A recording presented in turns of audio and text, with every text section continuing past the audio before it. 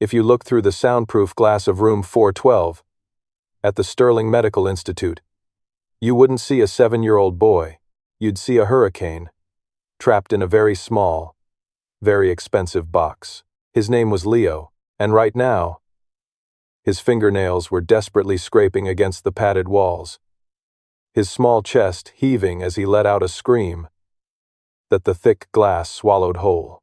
Standing in the hallway, watching this happen, was Victoria Sterling. She was the kind of woman who bought hospitals just to fire the board of directors, a billionaire, a titan, but right now, she wasn't any of those things. She was just a mother, with her hands pressed against the glass, quietly falling apart. Next to her stood Dr. Eris, a man whose tailored suit probably cost more than the MRI machine down the hall. "Madam Sterling," Dr. Eris said, his voice dripping with that practiced, clinical sympathy. "I know it's hard, but you see it yourself. The neural degeneration is progressing faster than we modeled. The aggression is peaking, keeping him here. It's not safe for him anymore. The upstate isolation facility is prepped. The transport team will be here at 8 a.m. tomorrow." Victoria didn't look away from her son. She just nodded. A small, defeated movement. 3 years. 3 years of the best specialists on Earth. Millions of dollars spent. And the answer was always the same. Irreversible. About 20 feet down the hall, half hidden by a maintenance cart, was Khai. He was wearing a faded blue uniform, with facilities stitched over the pocket, currently up to his elbows in the ventilation system. Khai was 34, running on 4 hours of sleep and a diet of stale coffee. He needed this job. Actually, he needed the overtime. Back home, his 5-year-old son, Toby, was waiting for a heart valve replacement that cost $100,000.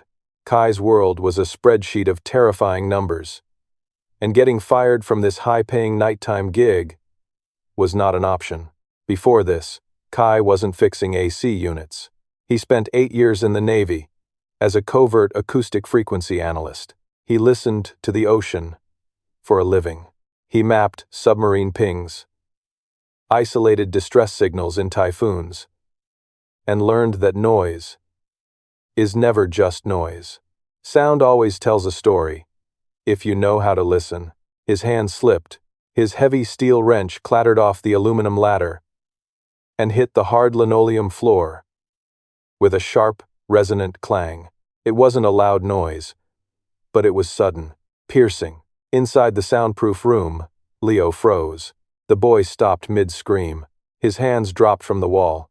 He stood perfectly still, his head tilting slightly to the left, like he was trying to catch the tail end of the echo.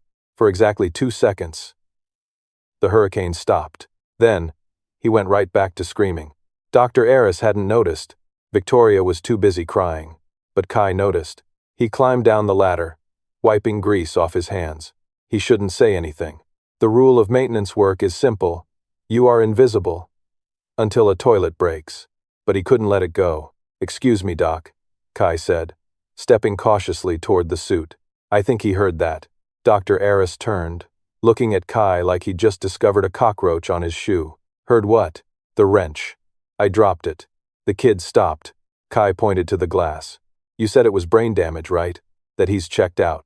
But he reacted to the acoustic spike. "He's tracking." Dr. Eris let out a short, patronizing laugh. "Are you the guy fixing the vents?" "Yeah, but then stick to the vents," Eris snapped, stepping into Khai's space. "Leo's auditory cortex is completely compromised. He wasn't reacting to your wrench. He was having a micro-seizure. It's a documented symptom. Now, pick up your tools and get back to work before I have security throw you out." Khai looked at Eris. Then he looked at Victoria, who was too consumed by grief to even register the conversation. If you believe that a parent's love can sometimes see what science gives up on, hit subscribe right now to join this journey. Khai bit his tongue, picked up his wrench, and walked away. 24 hours, that's all the kid had left before they locked him away forever. If you've ever been fighting for your family, and the whole world told you you were crazy, Drop a comment saying, "I choose to stand," to claim your strength. The night shift was quiet. Too quiet. Khai couldn't shake what he'd seen.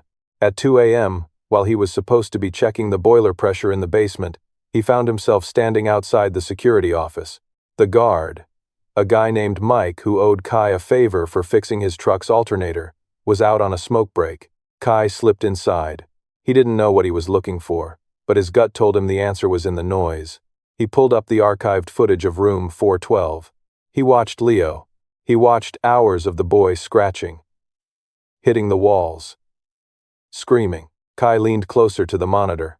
He closed his eyes, ignoring the visual, and just tapped his finger on the desk, matching the rhythm of the boy's movements. Tap, tap, tap, tap. He sped the footage up. He slowed it down. He watched it across 3 different days. The scratching wasn't random. It was chaotic, yes. But underneath the chaos was a desperate, jagged rhythm. It was a pattern. The boy was hitting the wall with a cadence. Khai's acoustic training flared up.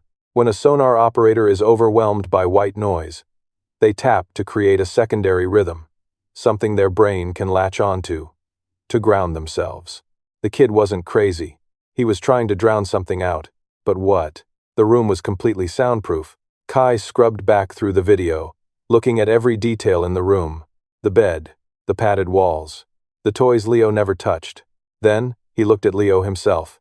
Around the boy's right wrist was a sleek, black band. It looked like a high-end smartwatch. But Khai knew from overhearing the nurses that it was a neurostabilizer. Dr. Aris claimed it monitored brainwaves and sent soothing micropulses to calm the nervous system. It cost $40,000. Khai zoomed in on the bracelet. At exactly 2:14 a.m. on the footage, a tiny green LED on the bracelet blinked twice. 2 seconds later, Leo started screaming. Khai jumped to another timestamp. 4:30 p.m. the previous day. The green light blinked. The boy hit the wall. He checked a dozen different timestamps. Every single time Leo had an episode. The green light on that bracelet flashed a few seconds before. Khai sat back, his heart hammering against his ribs. The bracelet wasn't calming the boy. It was triggering him. He pulled out his phone and stared at the picture of Toby on his lock screen. His son looked so pale in that hospital bed, his small chest rising and falling with an uneven rhythm. Khai needed this job. He needed the overtime pay tomorrow, the double shift pay on Sunday. If he went back upstairs and accused the star neurologist of the hospital of torturing a billionaire's son based on some security footage, they wouldn't just fire him. They'd probably have him arrested. He would lose everything. Toby would lose his surgery. Sometimes, the truth is buried by the people wearing the most expensive suits. If you've ever had to stand up to power, drop a comment saying, "I choose to stand." Khai put his phone in his pocket. He thought about a 7-year-old boy being shipped off to a padded cell forever because some doctor wanted to sell a $40,000 piece of plastic. He thought about what kind of father Toby needed him to be.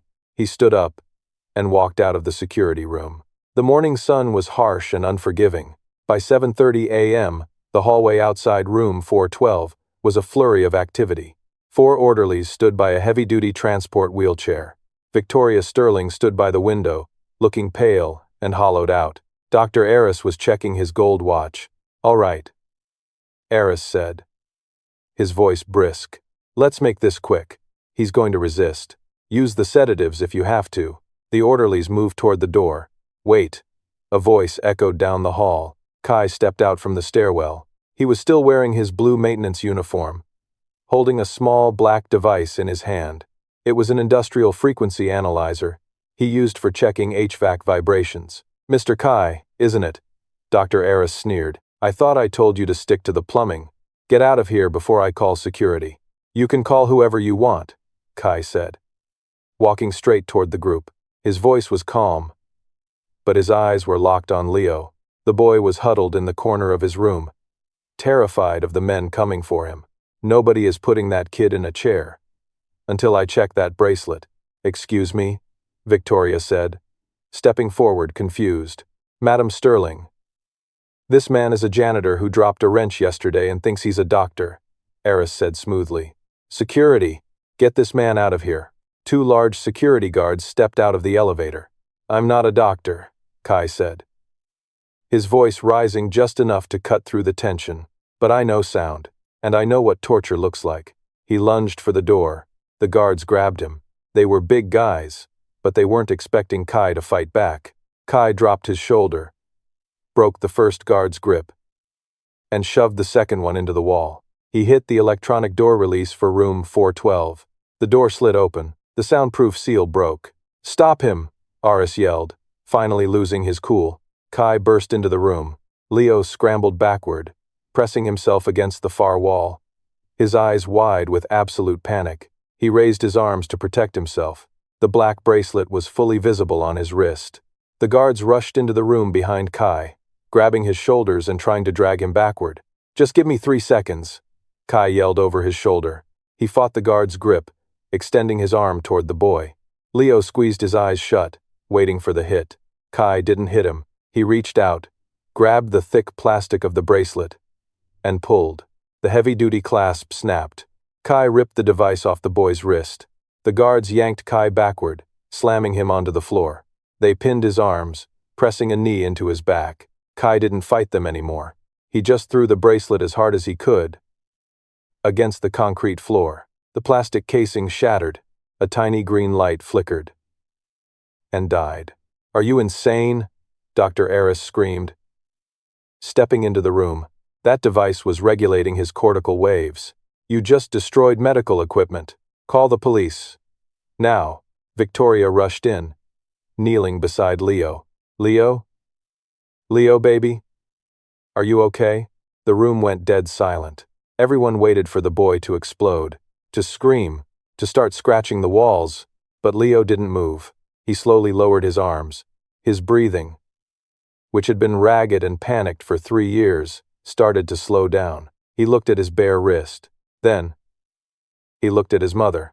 He didn't scream. He didn't hit anything. He just reached out, his small, trembling hand grabbing the sleeve of his mother's blouse. He held on to it tightly. Victoria gasped, a hand flying to her mouth. He hadn't voluntarily touched her in 2 years. What? What did you do? She whispered, looking at Khai, who was still pinned to the floor by the guards. Nothing stops a heart that's fighting for the truth. If you agree, comment, I choose to stand, to show your support. Let him go, Victoria commanded. The guards hesitated, glancing at Dr. Eris. I said, let him go. Victoria's voice cracked like a whip. It was the voice of a billionaire, who was used to absolute obedience. The guards immediately released Khai and backed away. Khai slowly got up, rolling his bruised shoulder. He picked up his frequency analyzer from the floor and walked over to the shattered remains of the bracelet. Dr. Eris said this thing was sending soothing micropulses, right? Khai asked, turning the analyzer on. He held the probe near the broken electronics. It's a highly sophisticated neural regulator, Eris stammered, his face glistening with sudden sweat. He doesn't understand what he's looking at, Madam Sterling. I don't understand neurology, Khai said, his voice flat and hard. But I understand acoustic warfare. He pressed a button on the analyzer and hooked it up to his phone. A graph appeared on the screen, showing a massive red spike that had been recorded just before the bracelet broke. See that spike? Khai pointed to the screen and held it up for Victoria. That's 18,000 Hz. It's a high-frequency pitch. It's so high that most adults can't hear it at all. As we age, we lose the ability to pick up those upper registers. Khai looked dead at Dr. Eris. But a 7-year-old kid? A kid hears it perfectly. It sounds like a dentist's drill driving straight into their brain. And this bracelet? It wasn't calming him down. Every time that green light flashed, it was blasting an 18,000 Hz tone directly into his ear. Continuous, piercing sensory torture. Victoria's face drained of color. She looked from Khai to the broken bracelet, and then, slowly, to Dr. Eris. You. Her voice was a dangerous, quiet whisper. You said he was degenerating. Madam Sterling, this is absurd. Eris was backing toward the door. He's a janitor. You're going to listen to a man who fixes toilets over a board-certified neurologist? The boy is sick. The device was helping. He wasn't sick, Khai interrupted. He was in agonizing pain. And because he couldn't communicate, he was tapping on the walls. He was trying to make his own noise, a rhythm, to drown out your pitch. You put him in a soundproof room, so nobody else could hear the device. And you tortured him, to keep him a patient. How much does a lifetime at that upstate facility cost, Doc? How much of that medical fund were you skimming? Dr. Aris didn't answer. He just bolted for the hallway. That was all the answer Victoria needed. Security, Victoria said, not taking her eyes off the door. Hold him. Don't let him leave this floor. Call the police. And call my lawyers. The two guards who had just tackled Khai immediately ran after Aris. Victoria dropped to her knees in front of Leo. The frantic, wild energy was completely gone. He was just a tired, scared little boy. Victoria pulled him into a desperate hug, burying her face in his shoulder, sobbing openly. Leo didn't hug her back right away. But he didn't pull away either. He just rested his chin on her shoulder. Exhausted, Khai watched them for a moment. He picked up his wrench and turned to leave. He had to get to the basement. His shift was over in 20 minutes. He had to figure out how to tell his son that the surgery was going to be delayed again, because he was almost certainly fired. Wait, Victoria called out. Her voice was shaking, but clear. She stood up, holding Leo's hand tightly. What is your name? Khai, Mom. Khai. She looked at his faded blue uniform, at the grease on his hands. You said you know acoustic warfare. Where did you learn that? The Navy, ma'am. I was a frequency analyst. Why are you fixing vents in my hospital? Khai looked at his boots. The hours are flexible. I need the money. Miss son. Toby. He's 5. He needs a valve replacement. And I'm trying to save up the deductible. Victoria stared at him, a man who had just risked his job, his freedom, and his own son's future, just to save a child he didn't even know. Where is Toby right now? She asked quietly. County General. In the pediatric ward. Victoria pulled out her phone. She didn't call her lawyers. She called her assistant. Martha. I need the medevac chopper fueled and on the roof in 10 minutes. Call Dr. Henderson at the Global Heart Institute in Boston. Tell him I'm sending a VIP patient, a 5-year-old boy named Toby. Tell him to clear his surgical schedule for tomorrow. The Sterling Fund is covering everything. Yes, everything. She hung up the phone and looked at Khai. Khai was frozen. His mouth opened, but no sound came out. The crushing weight that had been sitting on his chest for 6 months suddenly vanished. The terrifying math, the sleepless nights, the fear of losing his boy. It was gone. He put a hand against the doorframe to steady himself. Go get your son, Khai, Victoria said. Her voice soft, but filled with an authority that couldn't be questioned. The helicopter is waiting. 1 month later, the air was crisp and bright. In the Sterling Institute's new outdoor rehabilitation garden, Leo was sitting on a wooden bench, carefully dropping pebbles into a small pond, watching the ripples. He wasn't talking much yet, but he was smiling. He was present. Sitting next to him was a little boy with a fresh, neat scar on his chest, laughing as a koi fish nibbled at his finger. Toby. A few feet away, Victoria stood next to Khai. Khai wasn't wearing a blue maintenance uniform anymore. He was wearing a sharp, tailored suit. His new title was Director of Environmental and Acoustic Therapy for the entire Sterling Hospital network. He looks good, Khai said, watching Leo. He's getting there. Victoria smiled.